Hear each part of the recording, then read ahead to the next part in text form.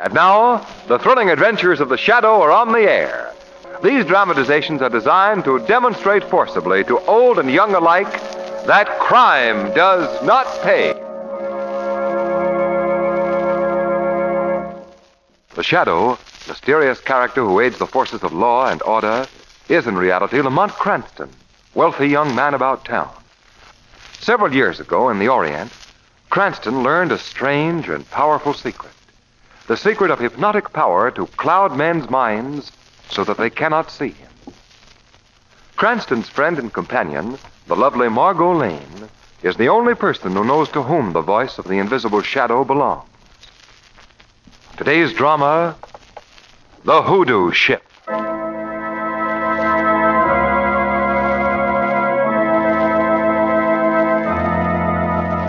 The date, 1850. The place, aboard the slave ship Raven, plying between Africa and America.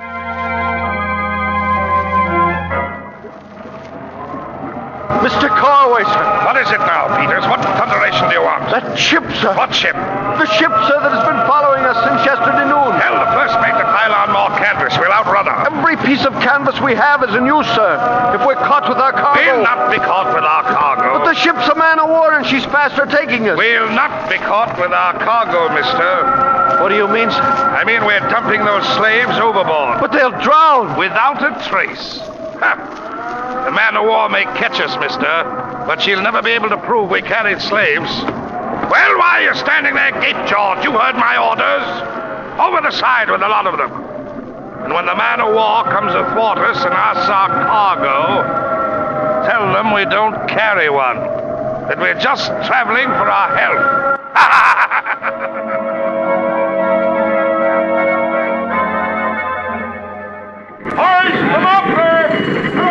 And that, Lamont and Miss Lane, is the history of this old ship, the Raven. A pretty gruesome history, Mr. Crew. But how does the haunted story originate?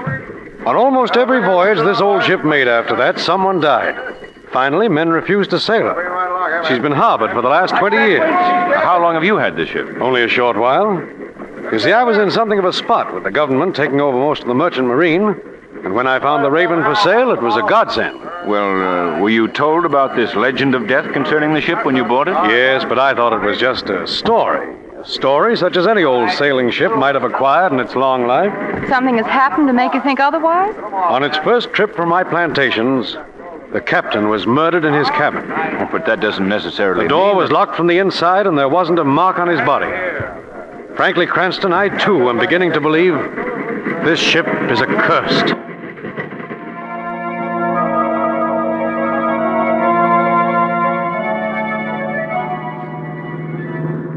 I was watching the men taking the stuff off in that boat while I was waiting for you and Miss Lane, Mr. Cranston. Oh, were you, Shrevey? Yes, sir.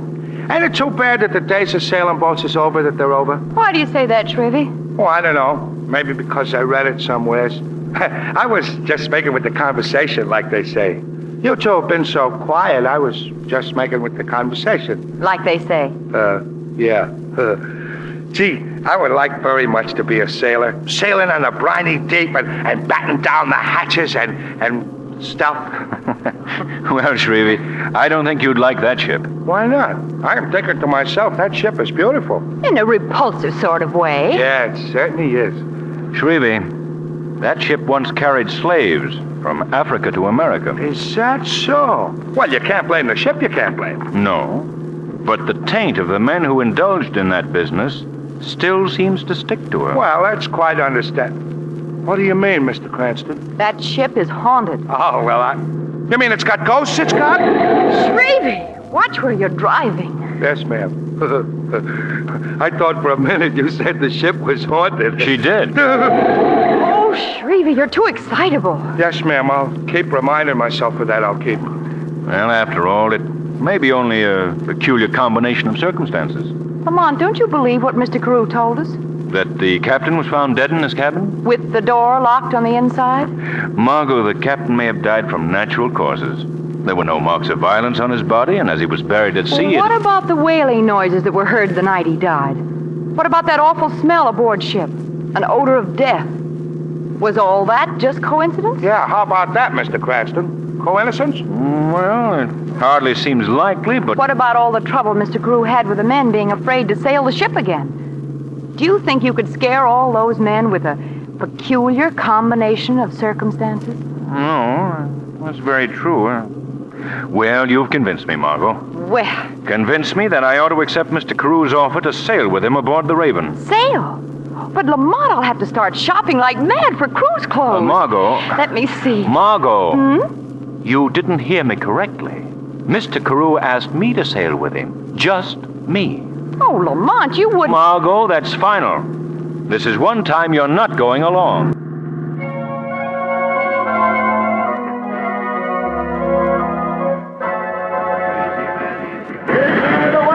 Well, Lamont, needless to say, I'm glad that you've decided to come along this trip. All right, there, man. Funny, but I've got a strange feeling about this particular voyage. A feeling that I may not come back alive. Oh, now, Carew. Well, Mr. Carew, we'll be sailing with the tide in about 20 minutes. Good. Captain Flanagan, this is our one and only passenger, Lamont Cranston. How do you do? Well, how do you do, sir? So you're the gentleman who's going to ferret out our spook, eh? Oh. You know the ghost legend? Captain Flanagan knows all about it. Mr. Cranston, I am not a superstitious man. I've examined my cabin where this so-called murder took place from stem to stern and can't find a hiding place big enough even for a ghost. If a spook is going to clamber down that porthole tonight, I'll welcome him with open arms and buy him a spot of rum. He'll deserve it. Now, gentlemen, I'm more worried about my crew than I am of any ghosts. Never in all my years at sea have I seen a meaner or uglier bunch of men. Well, they were the only men we could get, Captain. Sailors are superstitious about a hoodoo ship. Hey, Captain, look aloft. That man's going to fall off the rigging. Oh, don't worry about him. Even with one leg, he's more agile than the rest. Yes. That wooden leg of his doesn't seem to hinder him at all. That's Rock, the bosun, Captain. And he's the ugliest of an ugly lot. Well, he's a good man. I don't know how I'd ever have a crew for you if he hadn't persuaded the men to sign on for another voyage. I hear you. Bosun, come here. Aye, sir. Rock, this is our new skipper, Captain Flanagan. Welcome, sir. Welcome to the good ship Raven. Haven't I met you someplace before, Mr. Rock? Not that I recall, sir. You look familiar to me. Not perhaps I'm mistaken. Yes, sir. Is that tobacco you're chewing, Mr. Rock? That it is, sir. I won't have any chewing or smoking while you're on duty. Yes, sir. Over the side it goes, sir. Good. Mr. Rock, I've been informed the discipline aboard the ship has been very lax. Oh? I'll not tolerate that. As soon as we're out to sea, I want to talk to the entire crew. I'll see that they're assembled on deck, sir. Good. Now, back to your work, Mr. Rock. Aye, sir. Don't you think you're being a little hard on him, Captain? Mr. Carew, I hope you won't mind my telling you this, but I'm the captain of this ship. You're the owner. But once we're out to sea, this ship is my responsibility. No offense, Captain. I quite understand. Captain Flanagan, for a moment you thought you recognized Rock. Yes. Who did you think he was? A man who used to work for me some years back. And I must have been mistaken. And now, gentlemen, will you do me the honor of dining in my cabin tonight? Perhaps the presence of three men who don't believe he exists will discourage our ghost.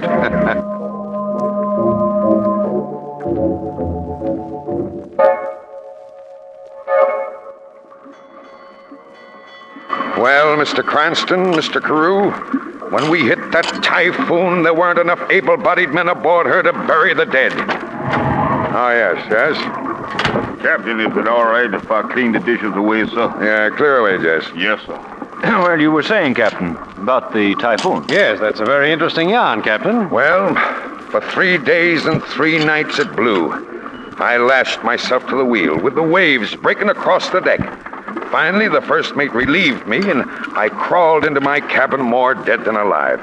I didn't care whether the ship sank or not. I've gone through that same thing, Captain. You mean lashed to the wheel? Oh, no, seasickness. As a matter of fact, Lamont, I'm afraid I have a touch of it myself right now. Oh, no, Carew. Yes, Cranston.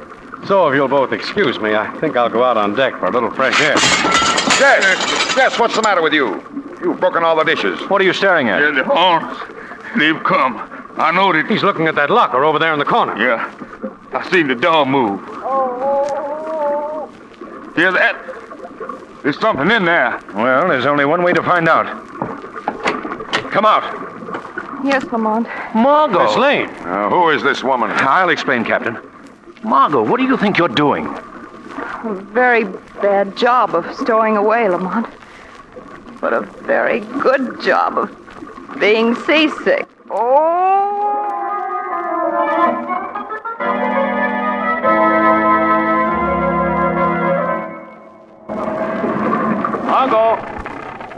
Margot.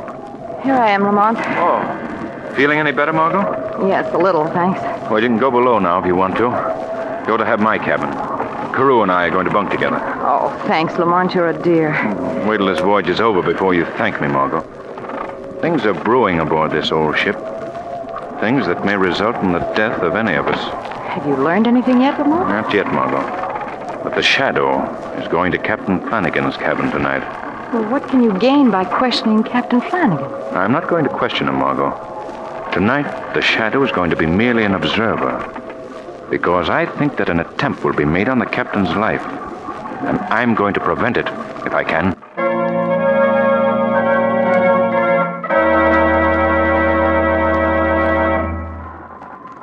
Who's there? Who's there? It's only me, miss. Jess the steward. Oh, you frightened me for a minute. You pardon my saying so, miss. The deck of this ship ain't no place for a young lady to be alone this time of night. I'm beginning to think you're right, Jess. This ship is haunted. What? I got a feeling that something's gonna happen tonight. Jess, you don't believe in ghosts, do you? Maybe yes. Maybe no. But I don't like the feel of death in the air tonight. Cranston, is that you over there? No, it's I, Margot. Where's Lamont? He didn't come back to the cabin. What? I don't know. What's the matter? There's something unearthly about. Miss Lane, do you notice that odor? What? Yes. Oh, The odor of death. The same odor that permeated the ship when Captain Rutherford was killed on the last voyage. quick, we've got to find Lamont. Jess, you go around to the... But where is he? Who? Jess! I was just talking to him. Are you sure? Of course I'm sure. He was right here a minute ago. I didn't see anyone talking to you when I came up. But he was here, I know it. What's that? That wailing I heard, too, when Captain Rutherford was killed. That scream came from Captain Flanagan's cabin. Come on, hurry!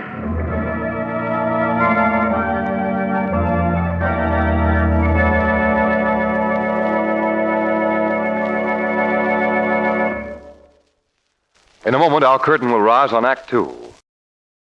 And now, back to the Shadow.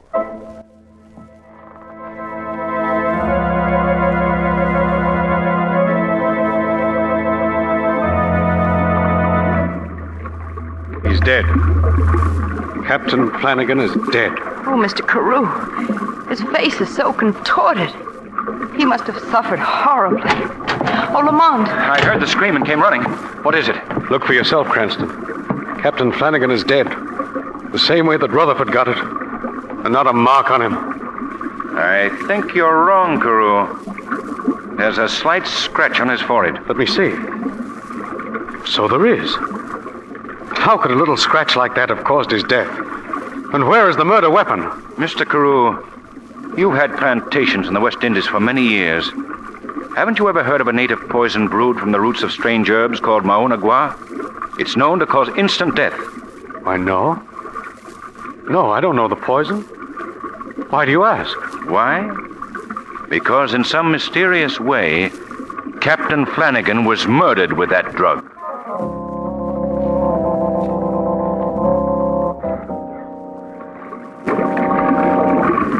way you talk, Lamont, it seemed that you believed Mr. Carew had committed the murder. Perhaps he has, Margot. But you were there when it happened. You must have seen how it was done. Margot, I was right in the cabin when it happened, but I might have been in New York for all the good it did me. The Shadow went to Captain Flanagan's cabin last night. The door was locked and bolted, so I knocked. When he opened the door to see who it was, the Shadow slipped into the cabin. Then he locked and bolted the door again, but before I could...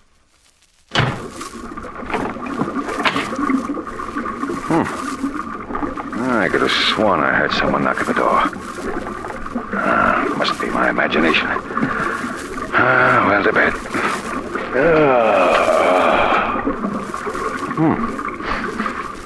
Strange. What's that odor? Smells like it's coming from that ventilator. And the wailing. Just as Carew said he...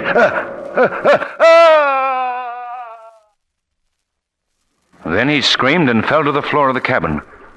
I heard you and Carew coming toward the cabin, and when Carew forced the door, the Shadow slipped out. And you didn't see how it happened? No, Margot. I saw it happen, but the whole thing had me completely baffled. Come in. Begging your pardon, miss, but Mr. Carew wants both you and Mr. Cranston, sir, to come up on the bridge. Did he say what for, Rock? There seems to be some trouble, sir. The men refuse to go on. It looks pretty serious.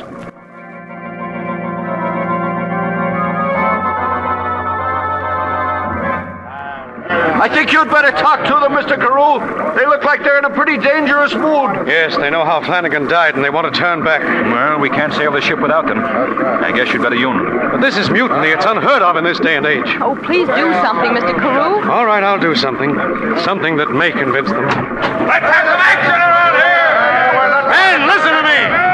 We're going to continue our course to the West Indies. Not in this present ship, we're not. We want to turn back. What happened to Captain Flanagan? It happened to... Let me speak! That's right. What happened to Captain Flanagan? And Captain Rutherford, don't forget. This ship is hard. It was all an accident. There was nothing supernatural about it. This ship is cursed and we're not sailing. We want to turn back. And we're going to turn back. Men, please. Suppose I prove to you that there is nothing to fear on this ship. How are you going to do it? Then, we want to know. if I sleep in the captain's cabin and nothing happens to me, will you continue the voyage? That's fair enough. Fair enough it is. You do it, and if nothing happens to you, we'll go on. Aye, you'll prove it to us. I've never asked a man working for me to do anything that I wouldn't do. I'm sleeping in the captain's cabin tonight.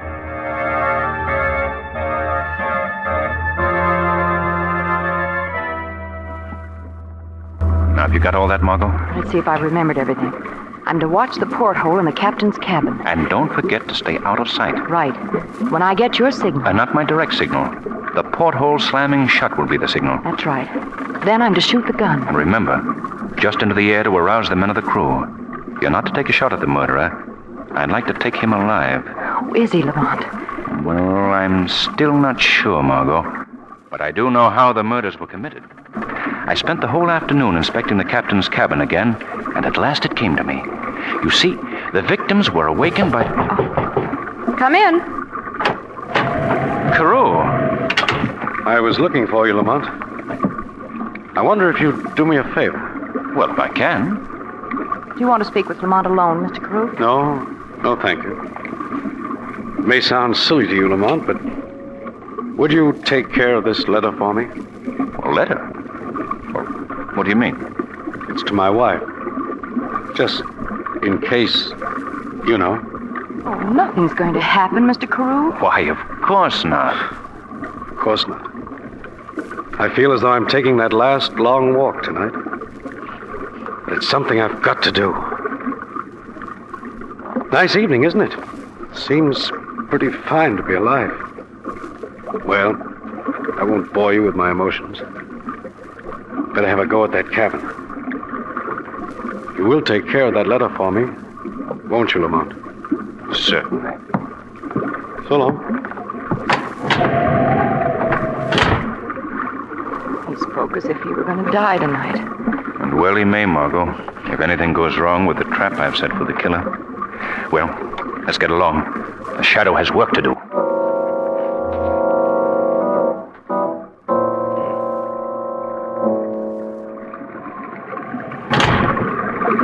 Now to lock and bolt the door. Now there's nothing to do but wait. I could go to bed and wait. Huh? What's that? Who's there? Strange. I thought I heard someone knocking. Huh. Must be my nerves. Mr. Carew. Voice. Maybe they're right. Maybe the ship is haunted. No, Mr. Carew. It is the Shadow's voice you heard. But I can't see you. The Shadow is invisible to your eyes. But let me reassure you, I am a man of flesh and blood, and I am your friend. I've cast a hypnotic mist over your mind, which makes me invisible. I don't understand. What do you want of me? I've come to help you, to save you from almost certain death. How can you save me? Be patient, Mr. Carew, and obey my orders, and we will outwit the killer. But that odor. The odor of death. The killer has come earlier than I expected. And now the moaning. Shadow, that awful smell. It seems to be coming from the ventilator. Mr. Carew. What is it? Don't move another step. You see the ventilator in front of the porthole? Yes? The murderer is just outside waiting for you to go to that ventilator. As you pass the open porthole, he will strike. Then I won't pass it. I'll be safe if I don't. You must pass it. What? If we are to catch our killer red-handed, please follow my instructions.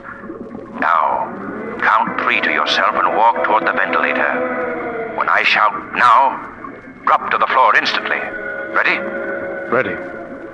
1, 2, 3.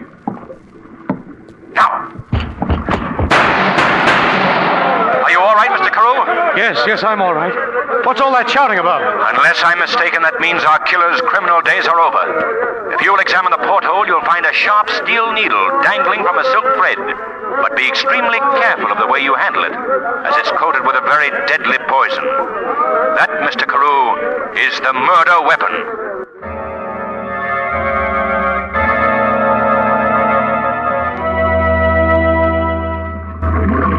Lamont, Mr. Carew is about the happiest man in the world this morning. Well, he should be. He came very close to following Captain Rutherford and Captain Flanagan as the killer's third victim. Oh. And Rock is in chains in the hole, Lamont? Yes. Carew's turning him over to the authorities as soon as we dock at Tacito. Well, did Rock finally admit why he had committed these murders? Well, Margot, it seems Rock had been hired by another concern to ruin Carew. Not only on this ship, but on any other ship that Carew might try to hire. You know, Lamont, I still don't know how Rock could do all those things.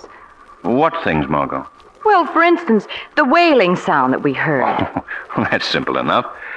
He rigged up some large tin drums on a rosin cord hung onto the yardarm. When the wind whirled them about, it produced our moaning sound. But what about the odor? That terrible odor of death. That was nothing more than a few basic chemicals placed in the ventilators. Our imagination supplied the so-called odor of death. Oh, that's simple enough. But how did Rock actually commit the murders? I knew, Margot, that the killer had used a blowgun and a poisoned dart. But what puzzled me was, what became of the dart? You remember we couldn't find it. Oh, now, Lamont, that's not so simple. On the contrary, Margot, Rock merely slid down a rope to the porthole, shot his poisoned dart, and retrieved it by pulling it back on a silk thread. Huh, as simple as all that? Why, I could have figured that out if I'd had time enough. Well, of course you could, dear. Give you time enough and you could have figured it out, certainly. There's only one thing you overlooked, Margot. What's that, Lamont? A peculiar characteristic of our friend Carew. Really? What characteristic? He just doesn't like being buried at sea. Well, you can understand. Oh, Lamont!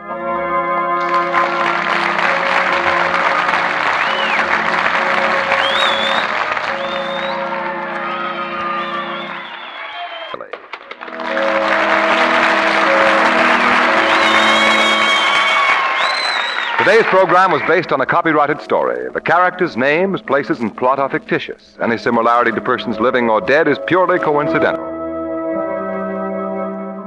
The weed of crime bears bitter fruit. Crime does not pay. The Shadow knows.